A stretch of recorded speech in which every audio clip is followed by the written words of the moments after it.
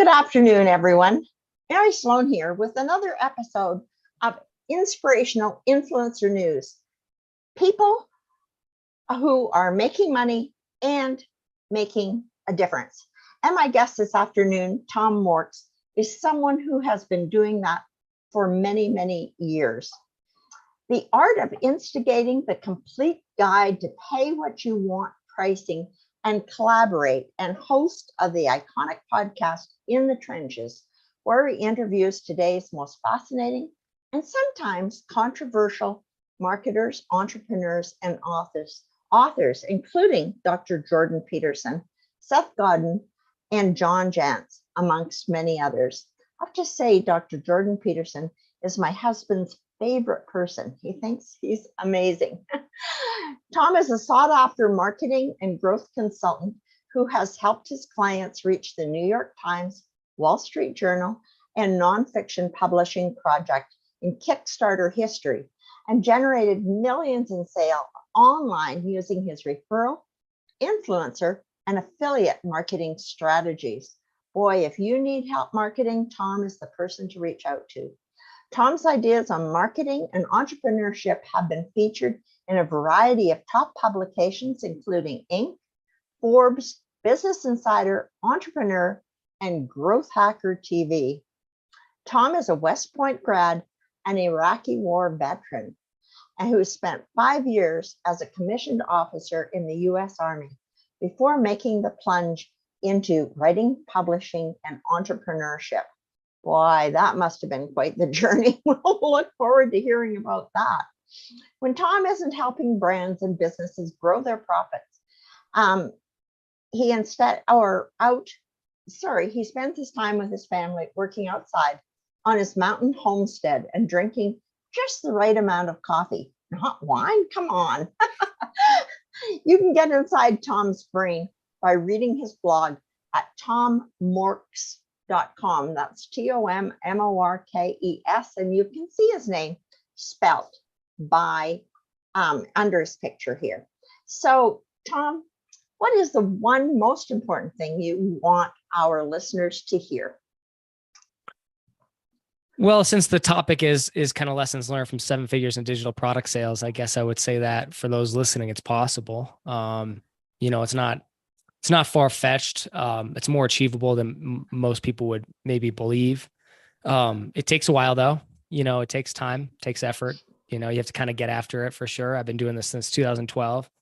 And I don't know, the first 7 figures in sales cumulatively might've taken 5 years, so it takes a while to get there. But then this is the nice thing is if you get it kind of strategically situated the right way and you're doing kind of the right things in the right order, you should be able to compound those results.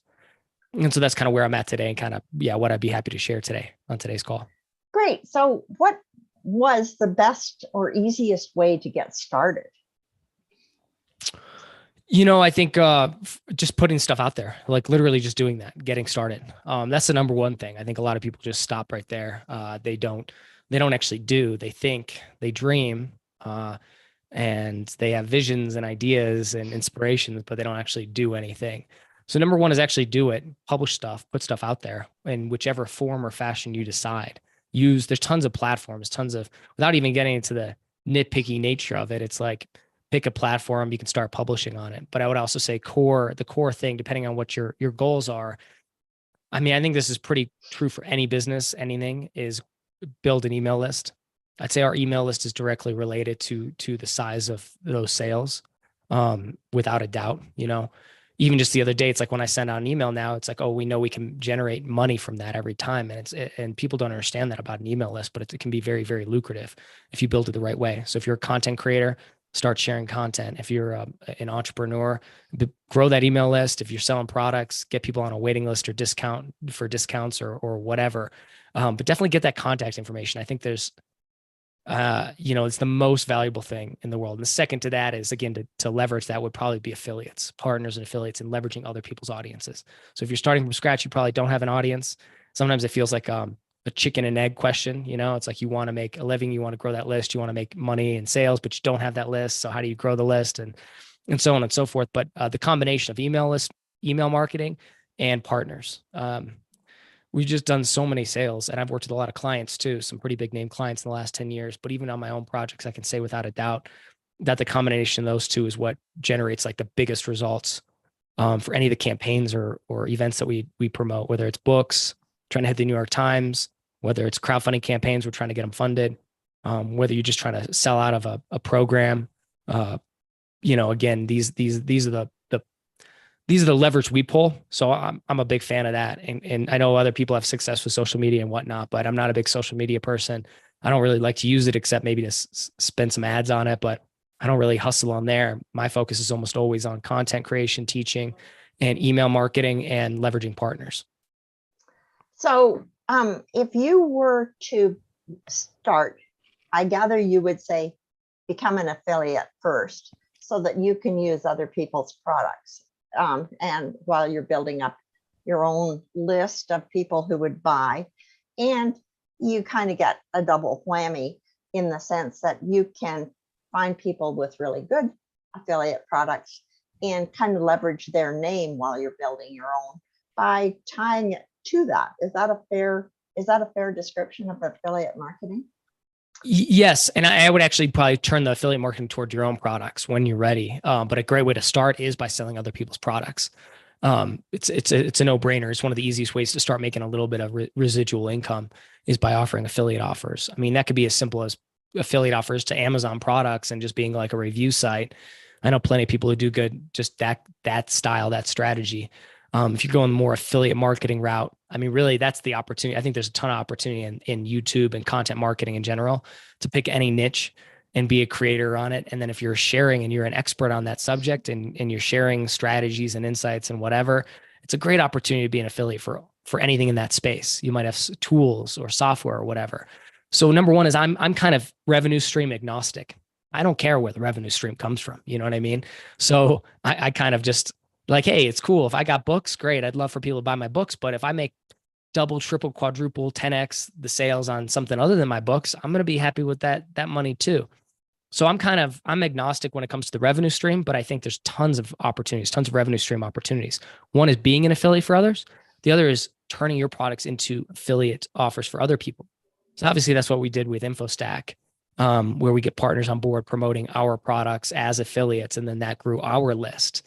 So that's kind of the strategy we use to grow over 50,000 on our list right now, probably over 60 or so thousand. But just again, really starting from scratch, starting from effectively zero and just leveraging partners who are our affiliates. But the same would go for somebody just getting started. Like if you're kind of just getting started, you're new to the game, you have to have a good system in place for that to work. We'll say you can't let partners down. But so if that sounds too big, the way to get started is just like you said, it's be an affiliate for somebody else. So share useful information, share useful products, be an affiliate of those products. And it's a great way to make kind of that start to bring in that residual income or create some of those extra streams of revenue. So for people who are getting started, let's say that you really have just kind of got on the internet, you've looked at a lot of stuff and you're going, well, this looks interesting, but how does anybody make money here? So you hear about affiliate marketing or build your list. Where would you suggest that people look, or where would they go to start building a list? Yeah. So one is you have to have kind of your own, I would say broadly speaking, platform, but these terms get confused because Facebook is a platform, Twitter is a platform kind of thing. But I would say you have to have your own hub, your home base, and you have to have a way to collect email addresses. Typically, I would recommend then a website. The website doesn't have to be complex, but have your own website, own your own domain, have a brand, establish that. Number one. Number two, on that website, it could be basic, but here's the critical thing is make sure you're collecting email addresses on it. So have some reason for people to give you their email address. That could be a very good piece of content. The best lead magnets we've ever created, like the highest converting, are sometimes the easiest pieces of content to create. In the past, I used to spend weeks or months creating these things and I get a few hundred signups or something like that. Now we can deploy something in like a week and it can get thousands of signups because of the approach to it, which is, again, I like to leverage partners when I can in that capacity, but kind of being very collaborative with lead magnets and whatnot. So I would just look at setting up your own website, making sure you have at least a landing page, have some way for people to opt in. And then for that opt-in, just again, something useful for that target market. So I don't know, Mary, if your audience is All business owners, entrepreneurs. Is that correct, or Yeah, mostly? yeah, mostly author, mostly it's authors, coaches, speakers, but Perfect. yes. So in that capacity, like if I was talking to fiction authors, I would give modified advice. But since we're talking nonfiction, I think everybody here gets that. Like if you're a coach, consultant, trainer, if you're an educator, if you sell courses, digital products, information products, and really, if you're an entrepreneur or business owner, you probably should have that in your lineup. You probably should have some digital products, I think. Maybe have a book or a course or something like that. It's kind of a no-brainer if you're a coach to have that stuff too, or vice versa. If you're selling digital products, have coaching, consulting. But the core of it, the funnel is always the same. It's always lead magnet, get people subscribing, opting in. People could say in this day and age, like, oh, does that still really work? And it's like, yes, it 100% still works. It's like, it's a no-brainer channel. Our conversion rates on email are like 10x than versus Twitter, Facebook, Instagram, any other social media platforms, at least 10x. So it's like, it's a no-brainer to do that. And as far as creating that lead magnet, again, like just keep it really simple. That's the place to start. If you have some piece of content, useful piece of content for, again, we're talking to say coaches, and you're coaching somebody on weight loss, it's like, or a specific diet. So that's what the piece of content is around. It's like, think about the stuff that people pay money for. And if you can make that free, or an insight or a strategy that's free, that's a compelling enough reason a lot of times for somebody to give you their email address. Yeah, I mean, I've often heard that, the list kind of thing. Here's 10 things that will get you started faster on the diet of your choice, or, 10, 10 essentials to starting a keto diet or something like Yep. that. And first of all, I've always heard that the number makes a difference because people like numbers. And secondly, the list is not going to be time consuming. So many people offer ebooks, and yet my understanding is that ebooks are great after you've got an audience that knows you as some kind of an expert, because then they'll actually take time to read it. But there's no point in putting something out there if people aren't going to consume it and kind of appreciate it and even share it around. So, just a straight list, like 10 points, 10 tips, 10 Yep. whatever, 5 tips, 4 ways, Yeah. those kind of things make a big difference. And would you still use a WordPress website as your first choice? Oh yeah, for sure. And let me get back to, I'll come back to WordPress in a second, but on that front, yeah, sometimes the simplest lead magnets are the most effective. If you go to my website, you'll see it's like on the homepage, it's launch hacks is the freebie. And that was probably one of the easiest ebooks for me to put together. I'm big on repackaging, repurposing. You mentioned that you want people to consume the content. I'm okay with people, even if they don't consume the content, if I'm playing the long game and I know I can repurpose and repackage and reuse content too. So I also wouldn't be too afraid of putting something out there and maybe it doesn't go anywhere. I've spent a tremendous amount of time on things that go nowhere, but then 1 out of 10 will go somewhere, and that's all you need. You know what I mean? So like I definitely have that's always been my approach. Like let's put things out there, see what the response is, and then we'll adjust fire from there. Don't get too much in your own head. Put something out, even if it's imperfect. It's better to have something imperfect and to get started than to wait and try to make something perfect. And like you said, it could be kind of well, you didn't say this, but that if nobody's consuming, it's like, or appreciating the content you're producing, that can be soul crushing. So to protect your soul and like the energy of doing it, play the long game. And again, yeah, I would, that's where I would say, yeah, if you're thinking like the first thing I'm going to roll out is like this very elaborate long book and it's complete and I'm not going to say that's the wrong approach, the wrong strategy. I think I started with books myself, but it is a slow uphill battle in that regard because, again, you don't make a ton on a book, but it's a way to get started. So I did start that way. I'm not against it, but yeah, you probably will make more money selling coaching or consulting. It's usually a faster, easier sale for more money in that regard. And a lot of people struggle. A lot of newcomers struggle with volume, like getting enough traffic to things, right? So you're starting with a smaller audience, so with that smaller audience, listen, if you only have an audience of 100 or 200, then listen, the high ticket offer is going to be way more valuable, or the higher the ticket offer, because you have a smaller list. If you only have a couple hundred people buying a $10 book, okay, that's not bad, but it doesn't get you very far. A couple $100, $200 or $300 product or $1,000 product. Now all of a sudden on a small list, you can make a substantial amount.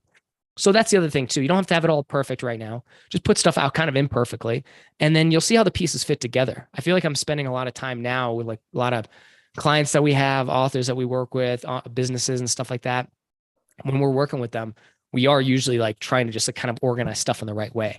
But once you start, and we're even doing that with InfoStack and some of the funnels that we have created on the back end. But it's like now that we're so established and we have so many things going, now we can kind of start to put all the pieces in the proper order.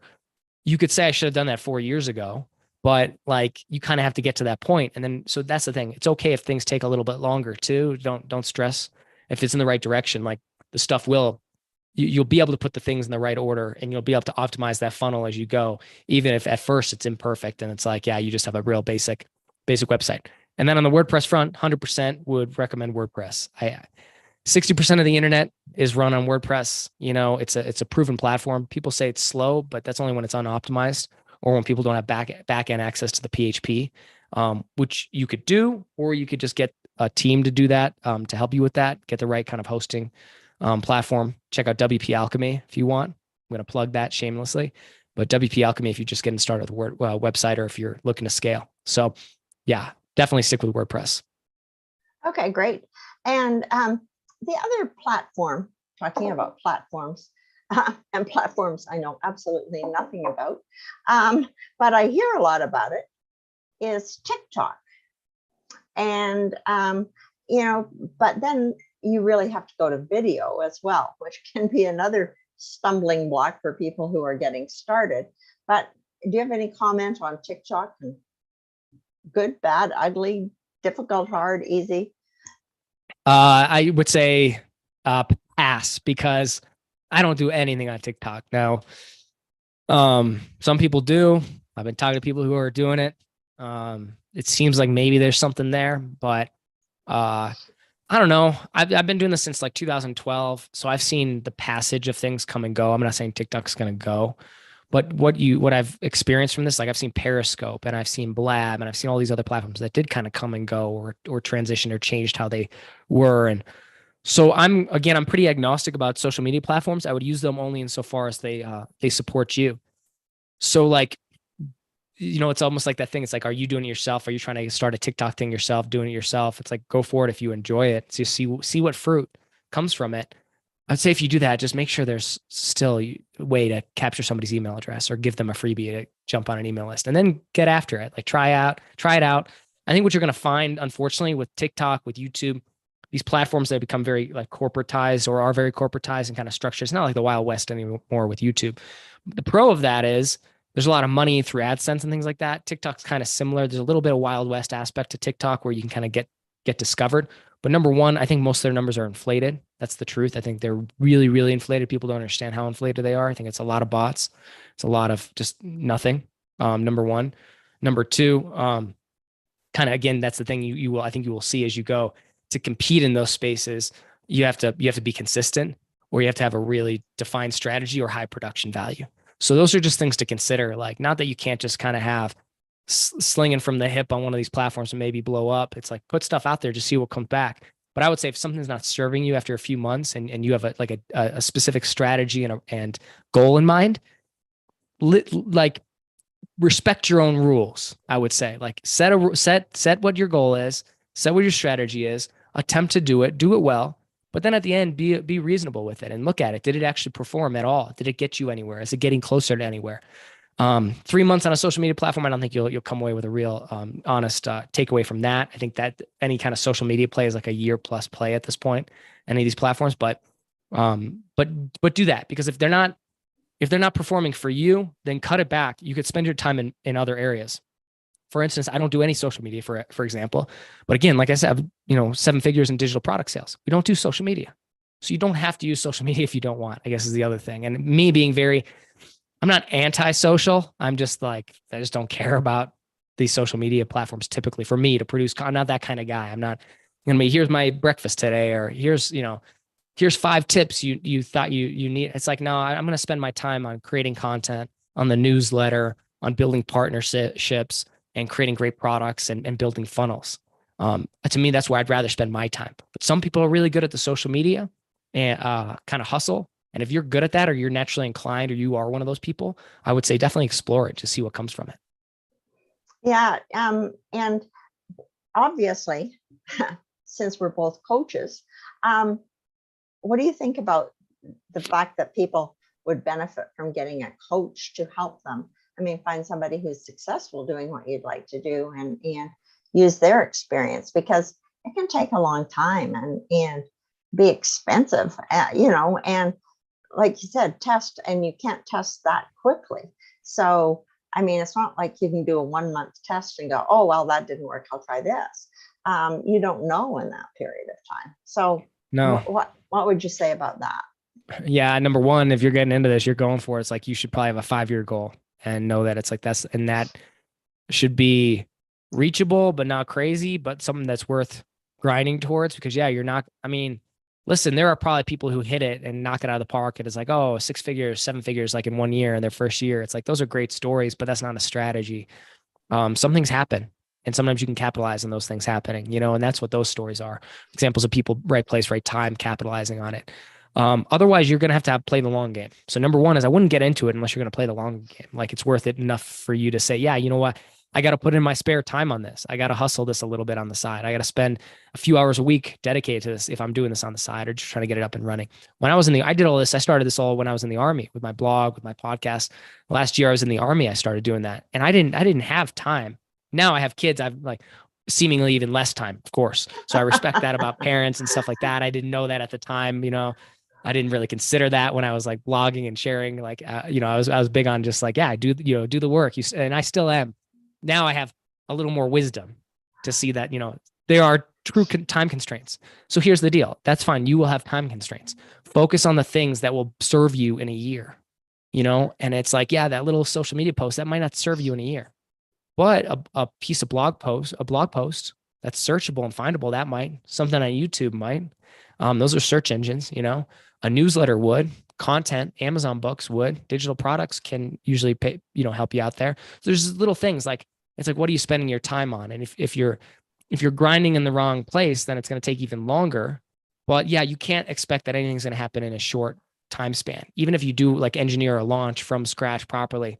Granted, I have worked with some clients that have done that, coming out the gate, basically from scratch, no list, to thousands, tens of thousands of sales, sometimes 50,000 plus, sometimes more, from Isn't scratch. that Jeff Walker's launch plan? I mean, or is that No, his well, name? it's the fundamentals are pretty similar. So yeah, the Jeff Walker, I've learned from him. I've been to his stuff. I've used his strategies. But then I've read all the marketers, all the copywriters, all the sales funnel people, lots of the experts on direct response and funnel creation and stuff like that. And then most of it is just, okay, I have all the information. Then you start to hear it again and again. And it's like all kind of the same. And then you just start testing. And so my experience now is just, I think product launch formula is a good approach. Like you could go through that, and if just because it's so concrete, like just follow that and I think see what happens. I have kind of my own product launch approach. It's slightly different, but yeah, either one, but starting from scratch with that, unless you have a really good background, really established, or you're willing to really hustle and put in a ton of time, it's probably not going to happen on the first launch or the second launch or something like that. So you kind of have to play that long game. It will be willing to test things out. But like I would say, that's the thing. That's the summary here. Point is, if you build relationships, those can pay dividends over the years. So it's like putting time into building relationships in your space would be very valuable for anybody who's listening to this. That's like probably, if I'm going to be spending time on social media or trying to reach out to somebody and just check in on how they're doing or connect with them or getting on a call with a potential partner, I'm way more willing to do that because I do think that could serve me way, way longer after. And then on that front end, when it comes to digital products or selling anything, it's not going to happen in the beginning. You got to play the long game and be willing to grind it out for a while. And even to this day, like if I just focused on that one product, or a lot of people just get caught up in like one product or one book or one thing. It's never going to be one thing. One thing's never going to go where you think that one thing is going to go. It's going to be many things over a period of time.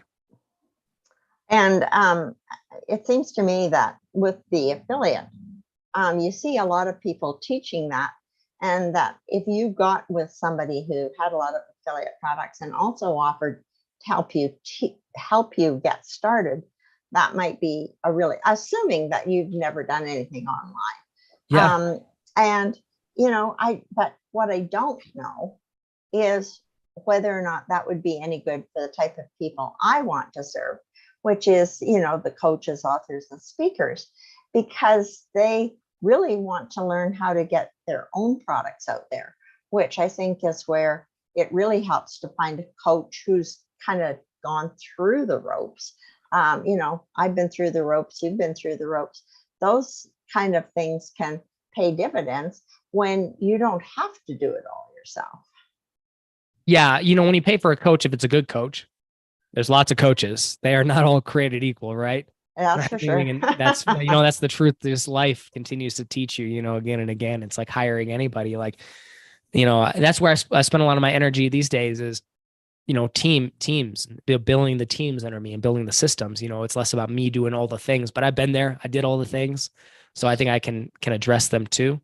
But, the perfect person doesn't really exist. The perfect product doesn't exist. A perfect coach, there's, again, some are better than others. The big thing is I look at a coach, a good coach isn't going to do anything for you directly, but they will guide you. And what they should be able to do, a good coach should be able to spot the shortcuts, but the appropriate shortcuts, not not at the expense of your, again, long-term game.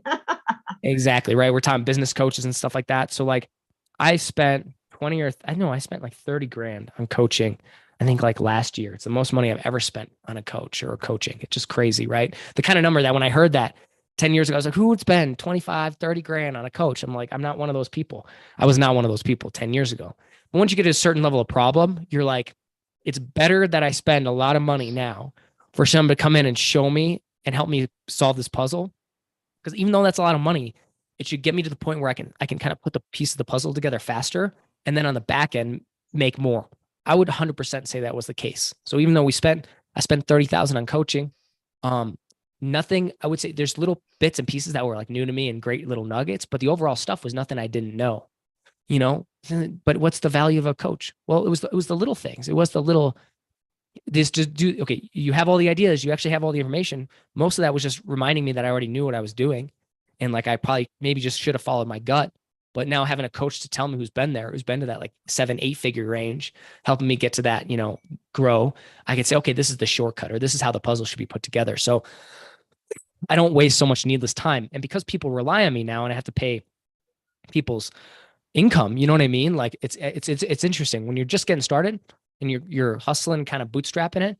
It's a great time to learn by trial by fire and learn through trial and error. I think that's great. And if you have the time and capacity and you learn that way, that's how I learn. Just going in there and taking my blows. That's how I learn fastest. And then I'm like, okay, now I can go do it the right way just by making my own mistakes. The coach allowed me to maybe avoid critical mistakes and speed up the learning process. So I made fewer mistakes. I made more right choices, maybe quicker. And that did produce, it's, an extra 6-figure revenue stream with that specific coaching that I'm thinking about. That, hey, so there's maybe that could be a 10x multiple over the next few years. Probably. I really think it's possible, So the thing is, just be cognizant that there's a wide range of coaches. Sometimes all you need is just that person who's like a few steps ahead of you to help you kind of like figure out the next piece for you. You're also not going to get a ton of value out of it if you don't have time to implement. So you pay money, you get the faster learning, you get the faster process of getting through to the point you want to get to, but it's not going to do the work for you. It's not going to be a magic pill. But yeah, I think that's the thing. If I look, I'm glad I did it the way I did it, which was just trial and error and running into things. But yeah, now looking at it, having now spent a lot of money on coaching and coaches and very large amounts, there's a tremendous value if you know what you're looking for, right? If you know what you want and you find the right person to help you get it, it's a tremendous value. Even if it is expensive, it might be the way to go. Well, and I want to make a pitch for my favorite learning tool, YouTube U. Now that's not really its name, but I call it YouTube U because the truth is, when you are getting started, and even now, when I'm stuck on something or I'm looking at a new tool or something's come up and it looks really cool, but I'm not understanding it, and I'm not, like really well-versed in trying to figure all this stuff out on myself, I go to YouTube and I go such and such, such and such, and bingo. I was looking at a tool that I haven't really used called Guru, which allows you to picture out your funnels and stuff. And I went, okay, this looks kind of cool. And I thought it was cool when I bought it, but I haven't really used it. And it's time for me to get my funnels upgraded. How am I going to learn? Well, guess what? YouTube gave me a whole series of videos. Thank you. On Guru, which seemed pretty out there. But anyway, I would suggest that anybody who has questions about all this, go to tommorkes.com. Definitely do that, of course. If you're listening already to this full interview, there's no reason you should not do that. Let's be honest. The other thing I would say is YouTube is brilliant. Brilliant. It's like it's so great. What a great resource. So like you can learn the little tactical things to do things yourself so quickly and so easily there. It's amazing. And again, you take advantage of all those resources. I'd say what you're not going to find on YouTube, you're not going to find strategy on YouTube. Okay. Because any strategy, you're going to get a million strategies and everybody's going to be, you just see, it's like the blind leading the blind. It's like in those Facebook stuff like that.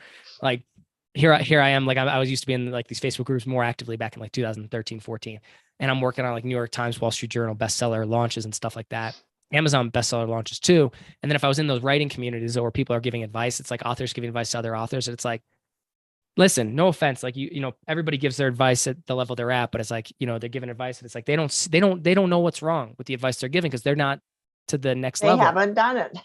Right. Or they've only done it to a certain extent or whatever. So then it's like, it kind of creates that blind leading the blind. So you just have people like, implementing strategies that aren't great, like really not great long-term. So you don't get strategy from YouTube, but you get tactical knowledge very quickly and easily. I love that. I use YouTube for everything. Yep. Well, thank you so much. This time has gone by. God knows where 30 minutes goes so quickly. But in any event, thank you so much for your time.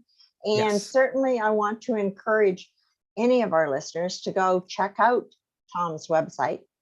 Get in touch with him. He may be on social media. I don't know. But check out, you'll probably find Tom Morkes on Facebook, even if he's not really active there. Maybe he's got a YouTube channel, check him out. Follow him around. Obviously, he knows what he's doing. Reach out to him. Maybe he'll even talk to you for a few minutes. So thank you very much, Tom. It was really enjoyable. And we will definitely keep looking for what we can do to up our game, because 7 figures, I haven't reached it yet. So I'm all for it. Thank you, Mary. Well, thank you so much, Mary. This is great. Thank you to your awesome audience and everybody who's watching this right now. Yeah, keep after it because it will come if you're just dedicated to the goal. So keep doing it. Keep doing what you're doing. But thank you, Mary, for the platform and the time.